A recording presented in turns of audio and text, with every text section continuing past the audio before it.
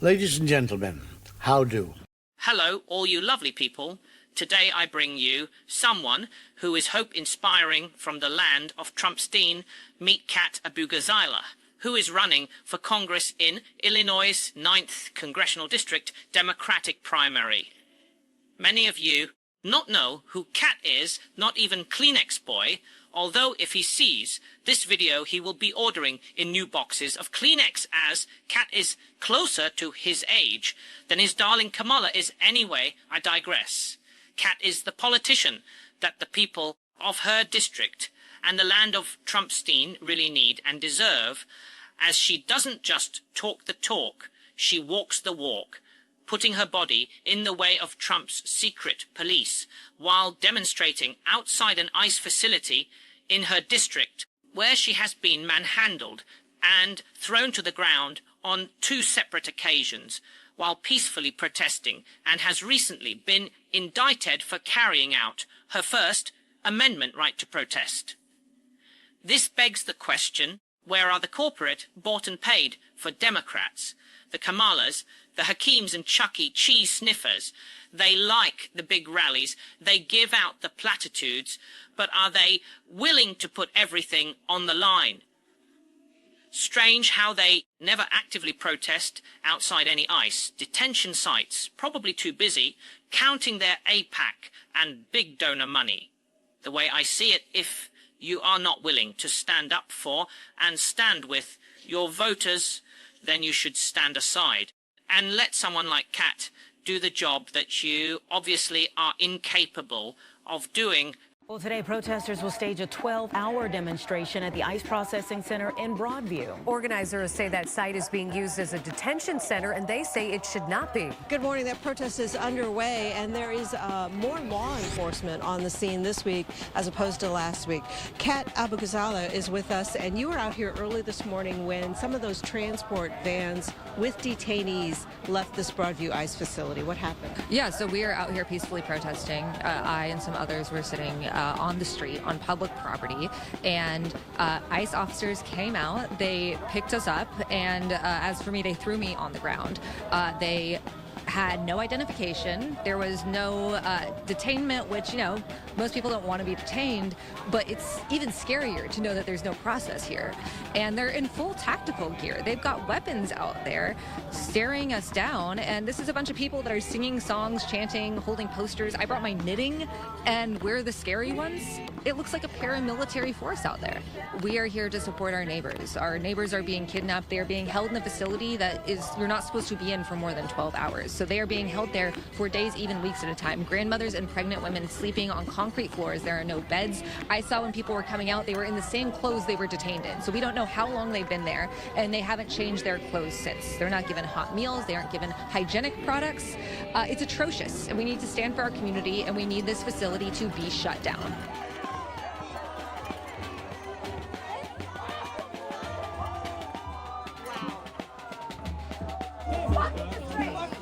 This past Friday, I was assaulted by ICE alongside some other protesters. That day was probably the most harrowing day of protest I have ever attended in my life. Partly because anything we dealt with didn't hold a candle to what the people trapped inside that facility are enduring. My name is Kat Abughazaleh. I'm running for Congress in the 9th District of Illinois, and I have been an outspoken opponent of the Broadview Detention Facility.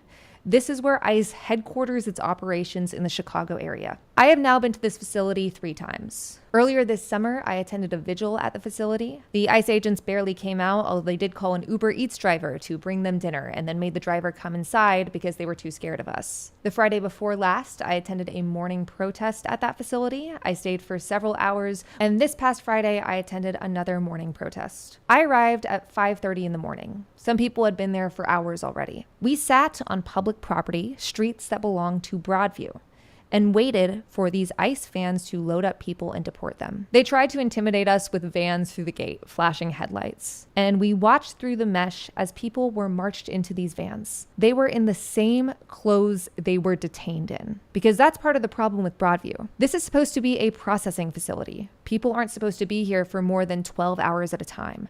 But we've gotten reports for people being held for days or even weeks, including grandmothers and pregnant women. But because it's classified as a processing facility, these people aren't given beds. They are not given hot meals. They are not given hygienic products. They are literally sleeping on the concrete. We yelled through the gate to let these detainees know that they were not alone. And as they were being deported, Broadview police stood by and watched as masked men came out of the gate and forcibly removed us. It took 2 men to lift me up, and then they threw me on the ground. My knees bled. There was no process, no identification, no accountability. I think if anyone did that to me in any other public scenario, it would qualify as assault. But for some reason, this was the exception. The vans took off and more protesters joined us around 7 a.m. It was a peaceful protest. We sang songs, we said chants. I even started a craft circle on the pavement. Occasionally, ICE officers would come out of the garage or come out of the facility and people would yell at them. But there was no violence. It was just people trying to support our neighbors, to let them know that they are not alone. And then around 10 a.m., the purge voice came on. You are commanded to immediately disperse. If you do not do so, you may be arrested or are subject to other police action. Somebody make a remix of this shit. Other police action may include the use of chemical or less lethal munitions. We saw shooters on the roof, and then about 24 men in full riot gear came out. They had every weapon you can imagine. Real guns, tear gas, pepper balls. They were all wearing gas masks. They made this show a couple of times. They would come out, try to scare us. Some people left, but more than I expected stayed. And then they would do a formation walking backwards into the building. None of the protesters there, including myself, had weapons. We had cardboard signs, drums, and I guess I had knitting needles. But there was nothing to justify being in full riot gear. In fact, I should note that the windows here are boarded up.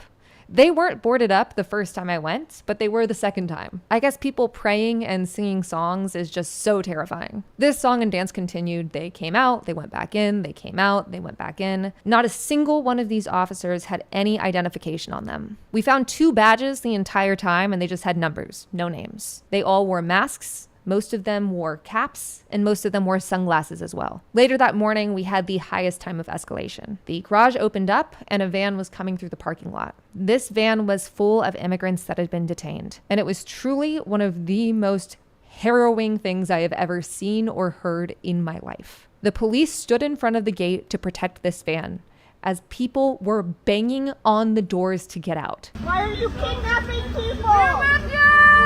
Why are you kidnapping people? Why are you kidnapping people? The doors were literally moving. You could see and hear it. And meanwhile, the Broadview police, which is not a huge police force, probably half of their officers were just at this protest, were standing around. We kept saying there's a crime going on behind you.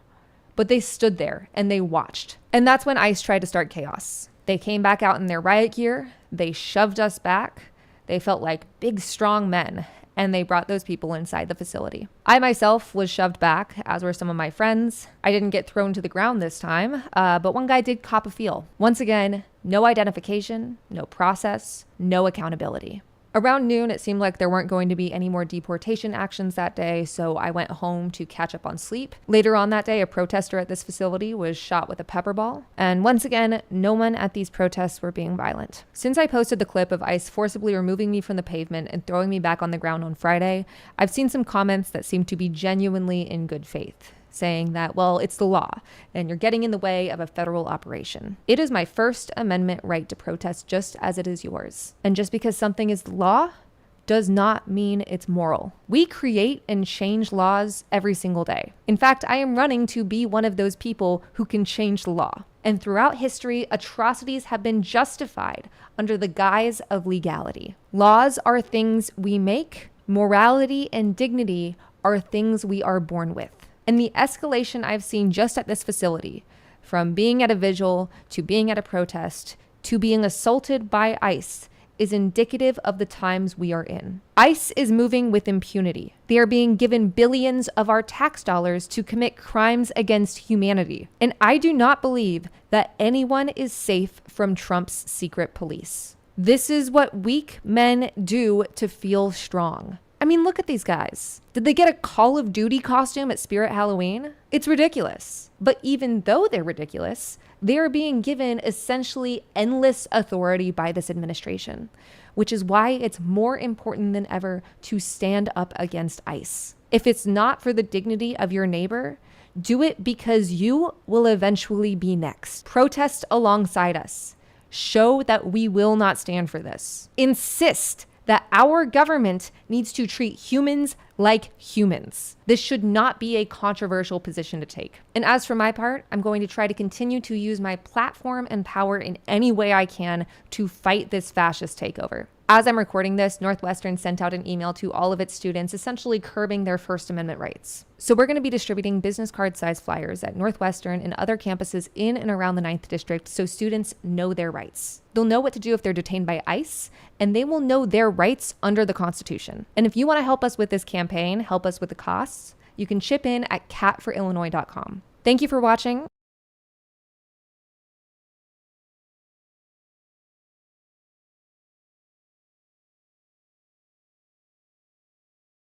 Massive shout out to the lads over on All Shots AI for making my words come to life. Say hello to them. Well, folks, if you enjoyed this video, then not only are you lovely people, but you also have great taste, and you should also subscribe to the Two Davies for news and politics from a very Scottish perspective, and that rantastic Mr. McGuinness. You should also subscribe to Mr. Daily Blasé's channel for merriment, mischief, and the Friday frolics. Cue growling cat.